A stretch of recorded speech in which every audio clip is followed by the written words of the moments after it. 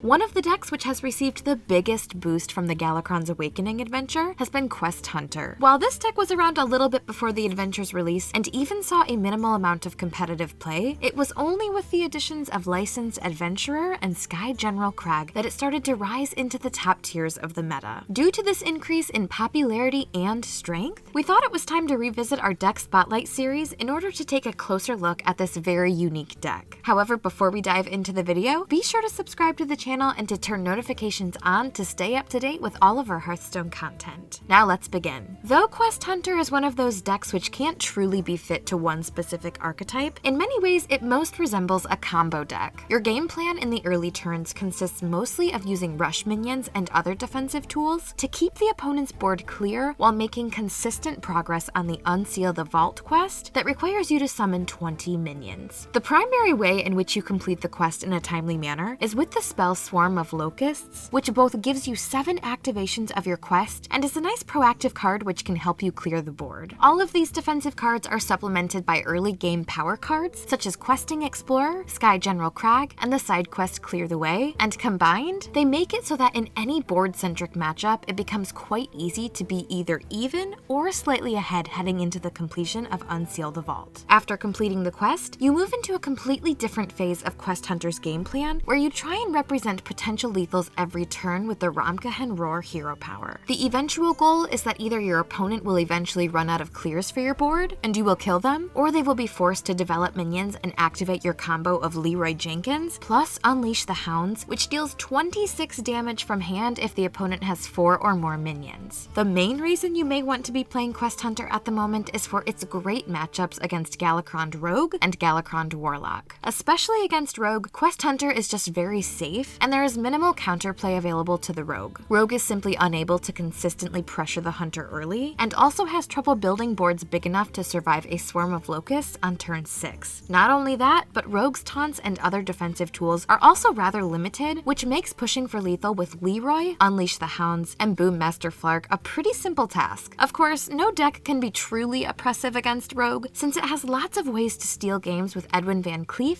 Galakrond the Nightmare, and High Spare and Togwaggle, but Quest Hunter is about as good as it gets against the deck. Another nice thing about Quest Hunter is its lack of awful matchups against the other top tier decks. It does totally fine against Druids, Mages, and Highlander Hunters, and is only slightly unfavored against Galakrond Warrior. It's not as if there are no counters to Quest Hunter, but they come in the form of slightly more off-meta decks like Resurrect Priest and Face Hunter. Resurrect Priest tends to be a pretty big problem because large quantities of taunts are the single best answer to Quest Hunter's Ramkahan Roar win condition, and Face Hunter is Quest Hunter's singular worst matchup because they have the freedom to simply ignore everything you are doing and race you as aggressively as possible. In order to have a chance in the Face Hunter matchup, you absolutely have to draw Ziliax, and even then, the game will still be quite difficult. Fortunately for Quest Hunter, most of its very good matchups are against some of the most common meta decks, and its bad matchups are against more niche decks with lower power levels. This makes Quest Hunter a great choice for countering the latter meta. Before we wrap up this video, let's take a quick look at how you should be mulliganing with Quest Hunter. Overall, your mulligans with this deck will be relatively simple, as they tend to not be too matchup specific. Outside of a few unique cases, such as keeping Ziliax if you know your opponent is Face Hunter, you will be mulliganing the same way regardless of who your opponent is. Most of your mulligan decisions depend on the context of your hand itself. The only 3 cards which you want to always be keeping, other than Quest of course, are Clear the Way, Questing Explorer, and Licensed Adventurer. After that, there is a set of cards which you only keep with specific other cards. Diving Griffin and Sky General Crag can be kept when you are on coin or when you already have Clear the Way or a 2-drop. Springpaw and Henchclan Hogsteed can be kept with Clear the Way, and Swarm of Locusts can be kept with hands which already feel perfect, as it is one of the strongest cards in your deck, but it's also too slow to keep when you don't already know you'll be curving out. In conclusion, Quest Hunter is a different archetype than many are used to, but also an extremely solid choice for ladder. If you've enjoyed our look at this odd but powerful deck, be sure to leave a like on the video and subscribe to stay up to date with all sorts of Hearthstone content. We also suggest turning notifications on by ringing the bell in order to be directly told when we upload a new video. See you all next time!